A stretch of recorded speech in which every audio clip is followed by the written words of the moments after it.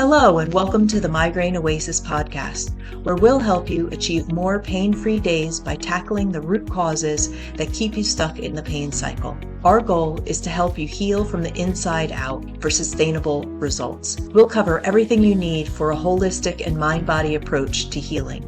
From understanding how pain works to uncovering areas of tension within the mind, body, and spirit that can trigger your pain, and sharing practical tips to break free and find relief. I'm your host, Karen Ash, a former chronic migraine sufferer, certified coach, patient advocate, and migraine mentor here to support your healing journey. If you're ready to change your relationship with migraine and get back to living, let's dive in. After recording Sally's story, we stayed on the line and continued to talk about our journeys. And one thing that came up was all this terminology around mind-body healing and how many different ways people are discussing it and how at the beginning that can be fairly confusing. So I wanted to share with you what came out of that discussion because I think it was fairly helpful. We not only discussed the terminology, but we went into several different aspects about Dr. John Sarno and how this mind-body healing of chronic pain started as him being the pioneer. I want to be clear, the concept of mind-body healing or a holistic approach to healthcare, that came ages ago, talking back to Hippocrates' age from around, 400 BC, something like that. He was the father of medicine. He was talking already back then, BC, about the healing properties that we all have within us. Or if you go back 5,000 years to traditional Chinese medicine, they had the concept already. It's not just about healing the body, it's about healing the mind, body, and spirit together, and the energies that work within the body and the meridians and all that. What I'm talking about here is Dr. Sarno's pioneer and revolutionary research that he was doing around this mind-body approach to healing chronic pain. That also touches on something that I said within this discussion with Sally, that 50% of his patients had pain and 50 didn't. I was using that as a generalization. That is not the correct statistic. I don't know what the percentage split was between what his patients presented with pain versus not. This was from the studies that he had done. That number was just a generalization. I shouldn't have put a number to it. In this, we also touch on nervous system dysregulation, the mind-body connection, boundaries, the fear-pain cycle, and brain retraining. So there's a few different topics that we delve into. Bottom line is there are many ways that people are discussing this topic of mind-body healing, and pick and choose what sounds right for you and the terminology that works for you. I go into a couple of the words that I steer away from, and that's a personal preference, but it doesn't mean that those terminology, it's not wrong or right. It's just certain people have taken this work now and started to make it their own and have different terminologies around it. They're talking about the same type of healing. I hope you enjoy the episode and that it does bring some clarity to you. One thing that has been confusing along this path that I want to clarify for other people that are just starting out is the names that people call this. I first heard it as TMS, Tension Myositis Syndrome. And that is from Dr. John Sarno, and would you call him the godfather of mind-body healing kind of thing? He's the one who kind of started it. He was seeing a lot of patients with back pain, and the MRIs were coming back. They all looked the same basically on the MRIs, but half of them were complaining of pain and half of them weren't. And so he was trying to do some research on why that would be, why certain people would feel pain versus other people not. And that's kind of how this was all born. And then they did studies on it. So I came into it hearing about TMS. Everybody's talking about TMS. But then at some point I heard it was the mind-body connection. Even when they're talking about TMS, they're talking about the mind-body connection, which is your mind having thoughts that then create feelings and emotions that then can be felt within the physical body. And so within the body, it shows up as headaches, migraines, back pain, fibromyalgia, stomach aches, all kinds of different ways. So that part made sense. Mind-body connection.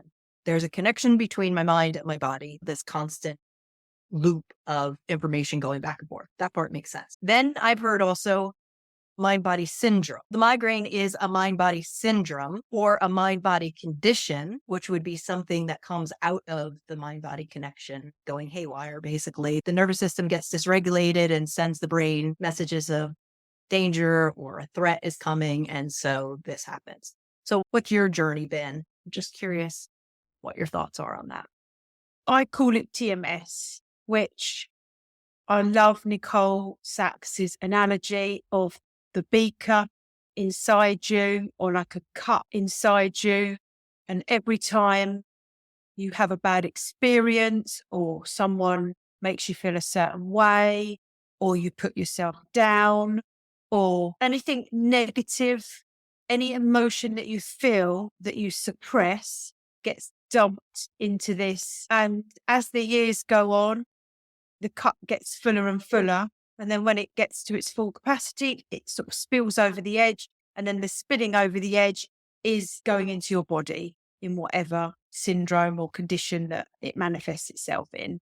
Migraines enough. That makes a lot of sense to me. So that's why by doing this work of nervous system regulation, it's almost like pouring a little bit out of the cup. And by being a bit kinder to yourself, you're not putting yourself down, you're not filling the cup, if that makes sense. So I do call it TMS, but I know when I first started listening to Dan Buglio, he calls it PDP or brain perceiving danger. So the brain's getting a danger signal from somewhere and the brain doesn't like something that's going on. There's so many different words and names out. Perceived danger response. Perceived danger. Hey. PDP. And then I see something else on his stuff that says mind-body syndrome. Yeah. But most of the time it's PDP. Dr. Howard Schubner has another one. So his is Psychophysiological Disorders. That to me, I really am sensitive about words because I know what they do in your brain, even on a subconscious level, now that I've learned about all this, subconscious brain, neural pathways, blah, blah, blah. And to hear that I have a disorder, I don't want that word anywhere near my brain. You know what I mean? Like disease, migraine disorder. I know that insurance companies and pharmaceutical companies and physicians, they have to label it in some way because then it gets into the insurance and it's labeled right in the code. And then you're either reimbursed or not for medications, etc. I come from pharma. I understand how that works and why that's the case and why, I will get into why pharma wants it to be labeled as such and different things. But to me, that word gave me a life sentence. If I have a disease, migraine disease, or I have migraine disorder, or even a syndrome, I don't really like that word, to be honest. I don't really want to be using that word. It just feels like it's a life sentence. Whereas that's why I know it's TMS. It's just the TMS I just think is very hard to understand that one too. Tension myositis syndrome. What? Also that has syndrome. I didn't realize that. Mind-body condition is what I've landed on only because condition feels to me as something temporary. I have a condition that may or may not be there tomorrow. But a disease, I'm stuck with that disease. Or a disorder, I'm like super damaged. I don't know. It hits different. This is me. Other people might be. I probably will use the word TMS in regard to mind-body condition. It's used so often. Well, it's also this is the other thing. I'm glad that you said that because if you Google TMS, it doesn't come up as tension myositis syndrome. If you do TMS, Dr. John Sarno, maybe it would come up. Well, probably for sure it would. But in general, it's something else. That's also why I was trying to make sure it was clear that it was mind body. And because I don't know, I just feel like that part, mind body connection is super understandable. Yeah. You have thoughts and emotions that show up in your body. And everybody knows somebody that, or we've experienced it ourselves, that we've had a stomach ache because we've been nervous about something, or we feel heartache when we have loss. It's very understandable. I mean, I say that I didn't make the connection to migraine and how that could be a mind-body condition. That took me a while to think, oh, actually, all this stress that I knew the stress that I was under and the pressure that I was putting on myself wasn't good. I knew that it was making me feel anxious or frantic, but I didn't realize how that could be causing the migraine. No, I just thought it was normal to put yourself under pressure. And I didn't think it was a thing to be nice to ourselves at all. I didn't. Yeah, self care sometimes has been perceived as being selfish. I think the messaging through society and as we were kids were you should be nice, you should be helpful. And the minute you were consumed with yourself, it was like, oh, you're selfish or you're. So the messages over the years, I think that we've gotten have perpetuated that kind of a problem. At some point, I heard this concept of you put the oxygen mask on before you can assist others. And this whole concept of you have to help yourself or you can't be of service to anybody else because you're so worn out and exhausted. Well, like the concept of boundaries, putting everyone's needs before your own, and then just putting yourself last all the time has a knock-on effect eventually. The whole being a martyr, just keep doing, and just achieve getting things done. It does come at the detriment of your well-being, basically. Yeah. Yeah, definitely. So I guess just to wrap that part of the discussion up is that there are many, many ways that people are calling this type of work.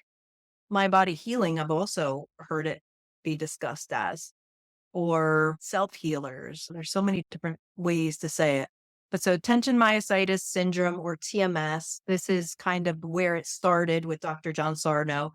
Then it's branched out in the people that have carried on his work, either calling it TMS or mind body condition, mind body syndrome, perceived danger pain, or this So Alan Gordon, don't they psychosociological. call it psychosomatic something? Yeah, that's another one. Yeah.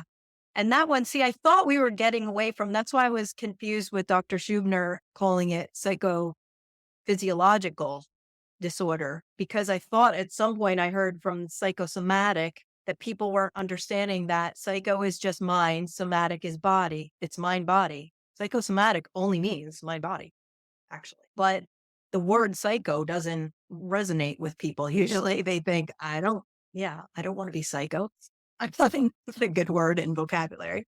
So yeah, I'm a little bit surprised that or I had read at one point that those type of words were being replaced with mind body to make it more clear and for a wider audience to embrace it, I guess you'd say. I mean, there's so many different approaches and so many different practitioners, and it's about just finding something that resonates with you.